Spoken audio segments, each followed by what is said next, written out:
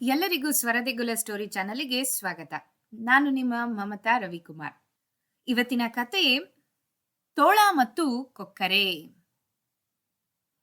ಒಂದಿನ ಒಂದು ಹೊಟ್ಟೆ ಬಾಕ ತೋಳ ಮಾಂಸವನ್ನ ಅಗಿಲಾರ್ದೇನೆ ಗಬಗಬ ಅಂತ ಹೇಳಿ ಬಾಯಿಗೆ ತುರ್ಕೊಳ್ತಾ ಇತ್ತು. ಹಾಗೆ ತಿನ್ಬೇಕಾದ್ರೆ ಒಂದು ಮೂಳೆಯ ಚೂರು ಅದ್ರ ಗಂಟ್ಲಲ್ಲಿ ಸಿಕ್ಕಾಕೊಂಡ್ಬಿಡ್ತು. ಅದರಿಂದಾಗಿ ಆ ತೋಳಕ್ಕೆ ತುಂಬಾ ಸಂಕಟ ಆಗ್ತಾ ಇತ್ತು. ಅದು ಅಳ್ತಾ ಇತ್ತು ಕೂಡ.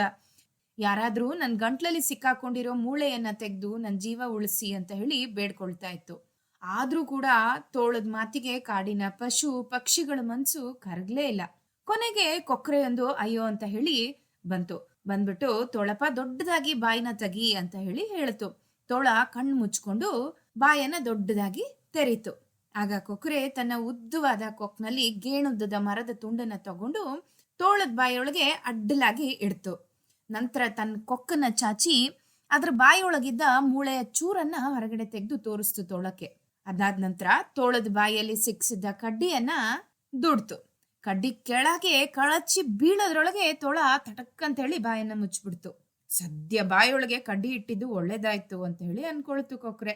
ಆಮೇಲೆ ತೋಳಕ್ಕೆ ಹೇಳ್ತು, ನೀನು ಬಹುಮಾನ ಕೊಡ್ತೀನಿ ಅಂತ ಹೇಳಿದ್ಯಲ್ಲ, ಕೊಡು, ನಾನಿನ್ ಹೊರಡ್ತೀನಿ ಅಂತ ಹೇಳಿ ಕೇಳ್ತು ತೋಳಕ್ಕೆ ಕೊಕ್ರೆ. ಆಗ ತೋಳ ನಗ್ತಾ ಹೇಳ್ತು, ಬಹುಮಾನನ? ಯಾವ ಬಹುಮಾನ? ಯಾವ ಕಾರಣ ಕೊಡ್ಲಿ ಬಹುಮಾನ? ನನ್ ಬಾಯೊಳಗೆ ನಿನ್ ಕೊಕ್ಕನಿಟ್ಟಾಗ ಅದನ್ನ ಕಡಿಲಾರ್ದೆ ಹಾಗೆ ಬಿಟ್ನಲ್ಲ, ಅದಕ್ಕೆ ಕೊಡ್ಬೇಕಾ ನಿನ್ಗೆ ಬಹುಮಾನ ಅಂತ ಹೇಳ್ತು ತೋಳ. ಕೊಕ್ರೆಗೆ ಏನ್ ಮಾಡ್ಬೇಕು ಅಂತ ಗೊತ್ತೇ ಆಗ್ಲಿಲ್ಲ. ಪೆಚ್ಚು ಮುಖ ಮಾಡ್ಕೊಂಡು ತನ್ನ ಗೂಡಿಗೆ ಹಾರಿ ಹೋಯ್ತು ಪಾಪ. ಈ ಕಥೆಯ ನೀತಿ ಏನ್ ಗೊತ್ತಾ? ಮೊದಲನೇದು, ನಾವು ಯಾರಿಗಾದ್ರೂ ಉಪಕಾರವನ್ನ ಮಾಡ್ಬೇಕಾದ್ರೆ ಒಳ್ಳೆ ಮನಸ್ಸಿನಿಂದ ಉಪಕಾರವನ್ನ ಮಾಡಬೇಕು, ಆದ್ರೆ ಯಾವುದೇ ಪ್ರತಿಫಲವನ್ನ ನಿರೀಕ್ಷಿಸಬಾರ್ದು. ಮತ್ತೆ ಇನ್ನೊಂದೇನ್ ಗೊತ್ತಾ ನೀತಿ? ಕೊಟ್ಟು ಮಾತನ್ನ ನಾವ್ ಯಾವತ್ತೂ ತಪ್ಪಬಾರ್ದು. ಗೊತ್ತಾಯ್ತಲ್ವಾ?